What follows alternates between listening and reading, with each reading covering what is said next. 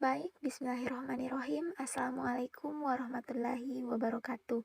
Perkenalkan, saya Anissa Nurul dengan NIM 2104045.024 dari kelas 1C Bimbingan dan Konseling Universitas Negeri Makassar.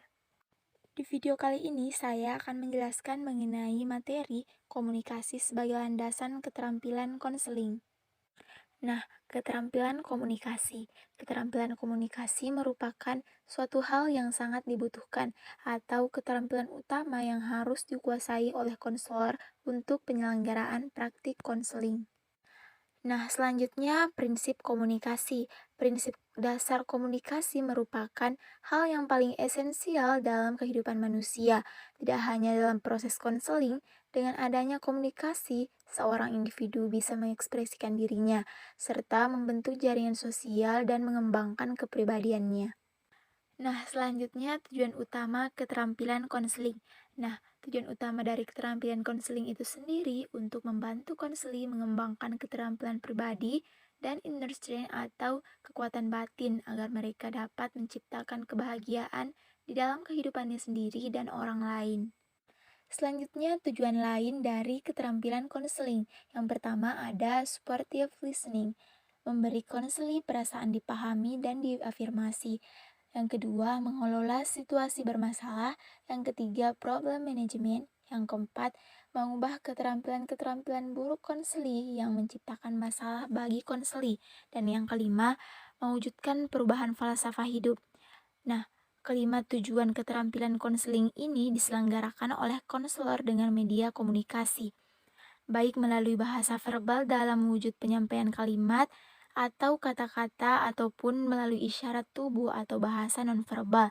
Kedua jenis keterampilan komunikasi ini mendasari hampir keseluruhan pengguna keterampilan-keterampilan konseling. Nah, keterampilan konseling terbagi menjadi dua, yaitu keterampilan dasar dan keterampilan lanjutan. Keterampilan dasar konseling terdiri dari yang pertama, keterampilan penampilan meliputi kontak mata, bahasa tubuh, jarak, tekanan suara, dan alur verbal.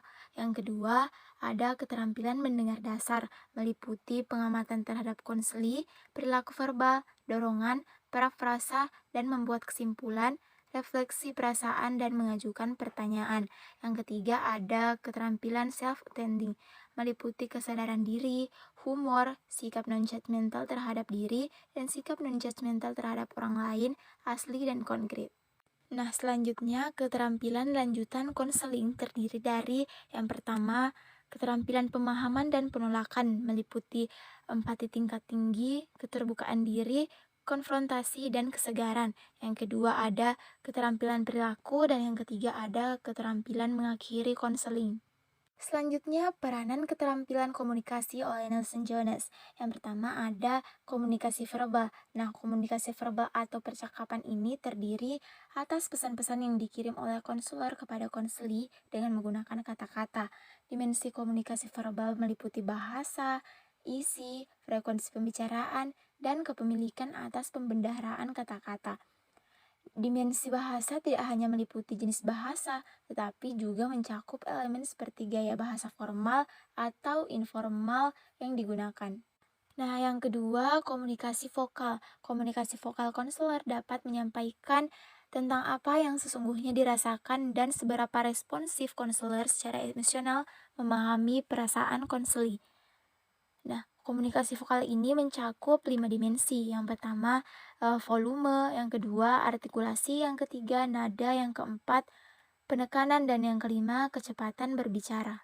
Nah, yang ketiga ada komunikasi tubuh, terdiri atas pesan-pesan yang dikirim oleh anggota tubuh, yaitu seperti ekspresi wajah, tatapan, kontak mata, gestur, postur atau posisi tubuh, kedekatan secara fisik, pakaian, dan cara berdandan. Ekspresi wajah konselor, terutama melalui mata dan alis, merupakan wahana utama untuk menyampaikan pesan kepada konseli. Konselor dituntut memandang hanya pada wajah konseli dan senantiasa melakukan kontak mata dengan tepat. Yang keempat ada komunikasi sentuhan atau touch communication, merupakan Upaya mengirim pesan melalui sentuhan fisik. Beberapa hal yang perlu jadi perhatian terkait komunikasi sentuhan yaitu bagian tubuh apa yang digunakan konselor untuk menyentuh, bagian tubuh konseli yang disentuh, dan seberapa lembut atau tegas sentuhan tersebut. Selanjutnya ada komunikasi mengambil tindakan atau taking action communication, berupa pesan-pesan yang disampaikan konselor dalam situasi tidak bertatap muka, misalnya mengirimkan catatan tindakan lanjutan kepada konseli. Nah, dapat disimpulkan bahwa komunikasi melibatkan aspek verbal, vokal, sentuhan, dan tindakan. Keterampilan komunikasi merupakan elemen utama dalam proses konseling. Penguasaan berbagai keterampilan komunikasi akan mendukung kesuksesan konseling. Dengan begitu, keterampilan konseling akan memberi peluang besar terhadap harapan keberhasilan penyelenggaraan konseling. Baik, cukup sekian dari saya. Semoga video ini bisa bermanfaat bagi teman-teman.